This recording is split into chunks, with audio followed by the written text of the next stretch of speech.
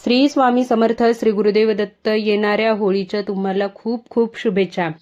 होळी फक्त रंगाची नाही तर आपल्या आयुष्यात असणारी निगेटिव्हिटी, आपल्या जीवनात असणारी निगेटिव्हिटी, आपल्या आजूबाजूला असणारी नकारात्मक शक्तीचा नाश करण्याची, वाईट विचार, वाईट शक्तीचा नाश करण्याची रात्र आहे. आणि त्यामुळेच आपल्याला पेटत्या होळीपुढे हा एक मंत्र श्रद्धेने बोलायचा आहे.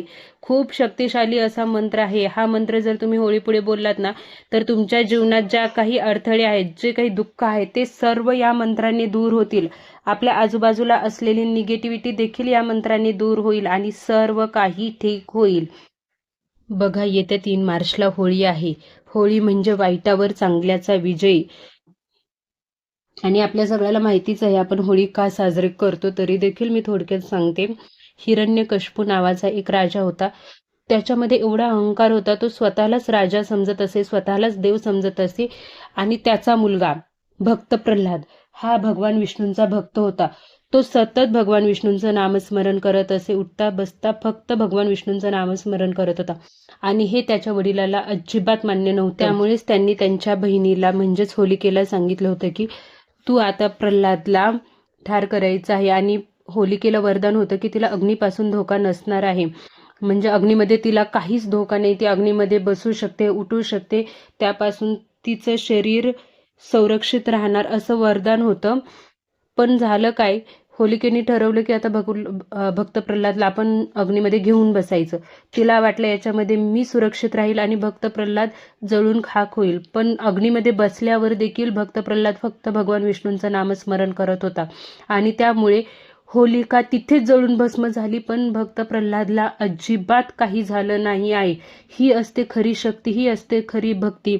कारण की भक्त प्रल्हादला विश्वास होता की भगवान विष्णू त्याला काहीही होऊ देणार नाही आहेत. आणि त्या दिवशी होलिका त्यामध्ये जळून खाक झाली, म्हणूनच हा दिवस होळी म्हणून साजरा केला जातो.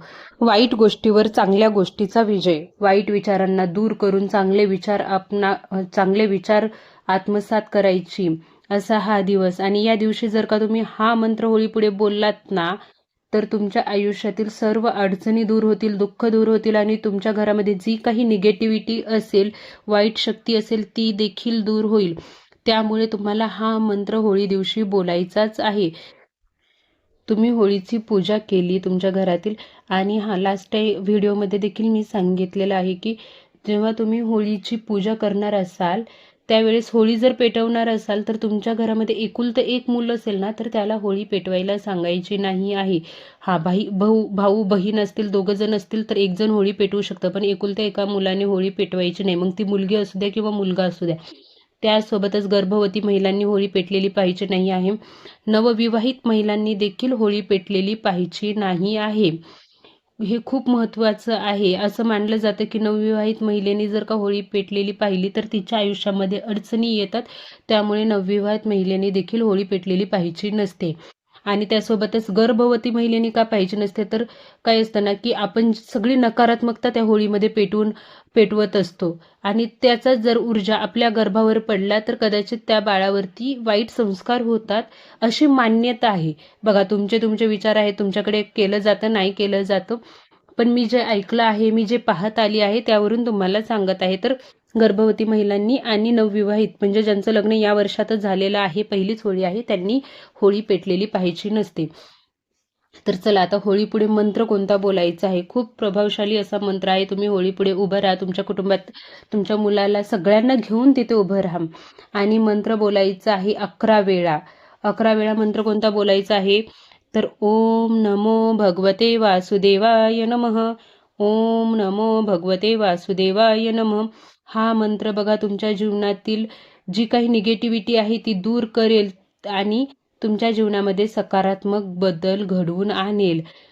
खूप शक्तिशाली मंत्र आहे.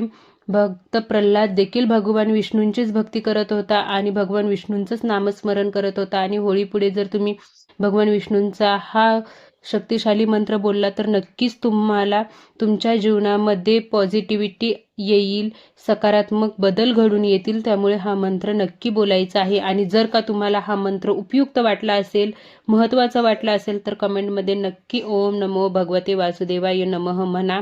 आणि व्हिडिओ आवडला असेल तर व्हिडिओला लाईक करा.